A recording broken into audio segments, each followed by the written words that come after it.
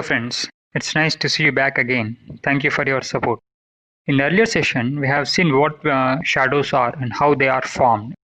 Those who are new to this session can see the earlier video for easy understanding of this topic. Today let's see what the title of this session is all about. It's about the shadows in the sky. Now let's see what the shadows in the sky means. So first of all, in this session, let us know what are the things we are going to focus on. In this session, we are going to focus on umbra, penumbra and umbra, how eclipses are formed and what are the types of eclipses that are formed and are visible to us. First of all, let's see an image. In this image, we are using a source of light, a ball and a screen. So here I am calling the ball as an object as per the terminology is being considered. The object is placed in between the source and the screen. Now the size of the ball is small in comparison to the size of the source. Now let us focus on the screen. We will be observing two different situations of the shadow. One is a dark spot in the middle of the screen. Along the circumference of the dark spot, we are able to see a lighter shadow, not that much dark as the center spot of the shadow is. Now this dark spot is known as umbra, whereas the lighter part is called as penumbra.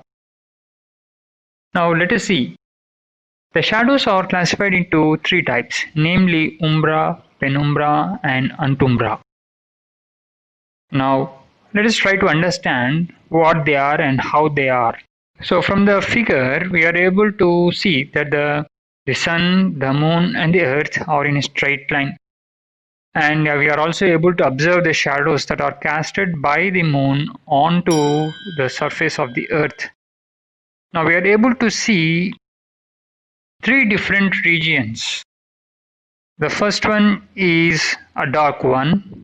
The second one is a lighter one. The third one is minimized to start from the dark spot and it started to grow again. So now the dark region of the shadow is called as the umbra, where we are able to see the formation of total eclipses. The second part is the lighter region is called as a partial eclipse. And the third part, where the umbra part has slowly started to decrease and narrow at certain point, and again it starts to retract it. So the part from which it starts retracting to a wider region is known as antumbra, or where the annular eclipses are formed. We shall see these things in detail ahead. Now let's see what they are. Umbra. The complete dark region or dark spot of the shadow is called as the umbra.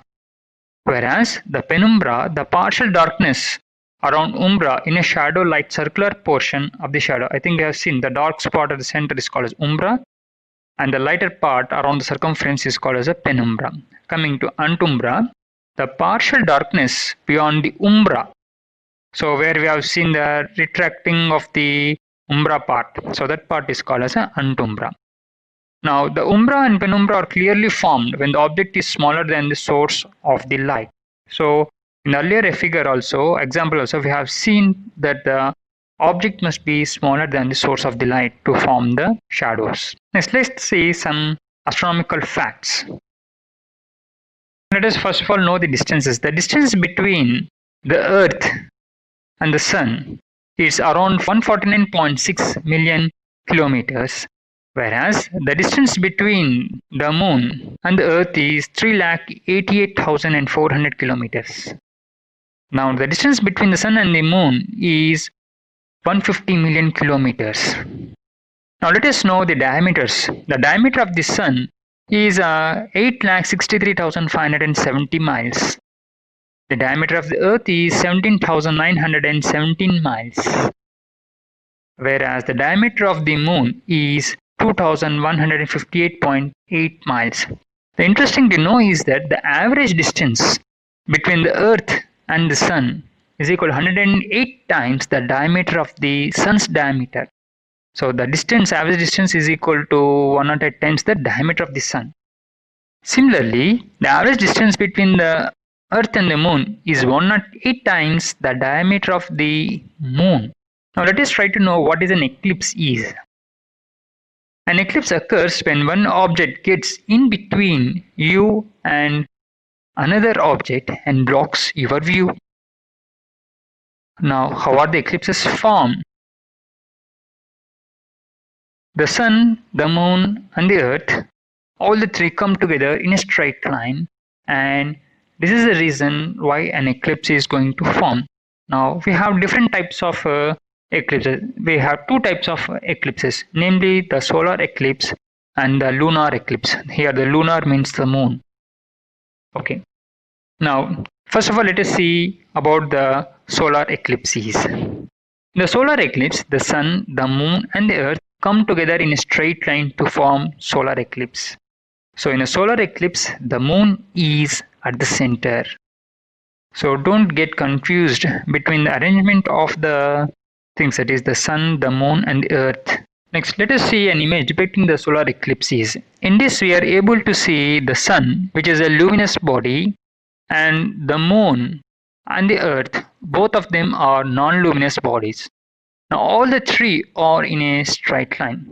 In such a case, we will be observing the casting of the shadow of the moon on the earth, just like our shadow is casted when we stand opposite to the moon. I hope you can get what the title of the session suggests, that is the shadows in the sky. Also, we can see the formation of umbra and penumbra. So this is the part of umbra, that is the darkest part of the moon shadow, that's umbra, and the bottom where the lightest part is called as a penumbra. Now this region where the tip of the umbra is going to form, you are going to see total solar eclipse. The remaining part, you are going to see a partial eclipse. Other than the tip, you are able to see a partial solar eclipse is going to be formed. We shall try to know more ahead about this in the coming session. Now here in the figure you can see this is the sun and the moon and the earth.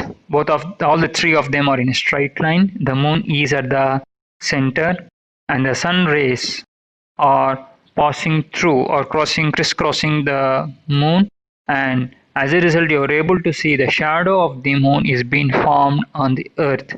So that's a part where you are able to see the total solar eclipse.